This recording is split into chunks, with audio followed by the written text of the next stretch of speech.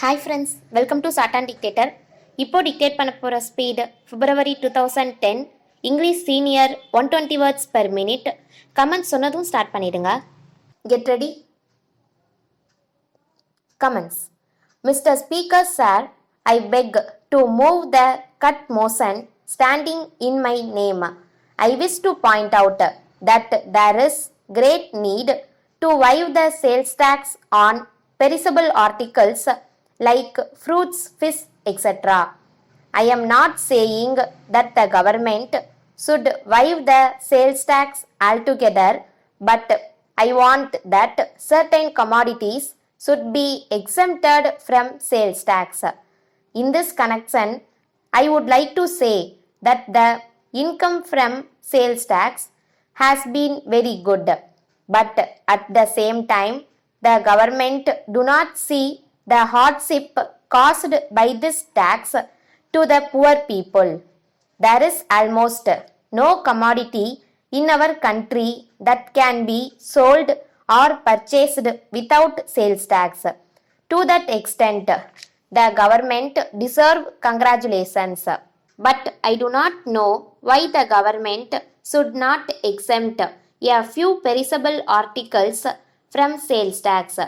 As we know, a man's basic requirement is food, and I am sure that if sales tax on food is waived, there will not be much loss of income for the government. We have no quarrel with the government if they come forward to impose a higher rate of sales tax on luxuries. There are certain luxuries like motor car, diamond and gold. We have no objection if they are taxed heavily. The rich man who comes forward to purchase a motor car can pay a little more if it makes up the loss sustained by the government by exempting the articles that we have asked for from sales tax. So the policy of the government must be to tax the rich more and to tax the poor less. Then I would like to touch upon the hardship caused to the merchants by the imposition of multi-point sales tax. The government have not accepted our suggestion that there should be no multi-point sales tax, and they have failed to rectify the mistakes that are pointed out by us. The whole process of taxation goes on from the wholesaler to the retailer and from the retailer to the consumer. If this is the state of affairs, the government can easily imagine the amount of hardship caused to the people. The government may come to the conclusion that at every stage of these transactions they get some income. So far as the finances of the government are concerned, it may be a sound principle, but the government must also consider how much the people are affected. Sound canons of public finance lay down that any tax must be so collected that the people who pay the taxes do not feel any hardship.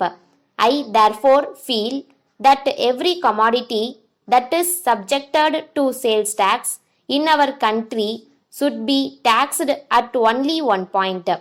The finance minister was pleading yesterday that if the officials were not vigilant enough to see that the commodity was taxed at the first point, it was likely to be brought to the consumer without being taxed. But the government need not think that their officials will be so careless. The finance minister was good enough to mention yesterday that there were a few commodities like cotton and cigarettes which were being taxed at one stage only. I would ask him whether these are the only commodities that go to make up the living of a man. There are many other commodities which are necessary for the mere existence of man. They must therefore be exempted from sales tax. Once again, I finally plead with the government that they should consider the desirability of waiving tax at least on perishables like vegetables, fish and fruits. Letter from Raghu and Company, Bangalore to Messrs. Rao and Company, Madurai. Dear Sirs, we thank you for your order number 12 dated the 3rd August for transmission belts of various sizes, but we regret very much to advise you of our inability to execute the order within a fortnight as requested by you. We would like to inform you that in recent months there has been a great rush of orders for our goods, and in spite of our best efforts, we have not been able to cope with them successfully. As a matter of fact, our factory is fully booked with orders already on hand, and we think that it will take at least a month to clear them.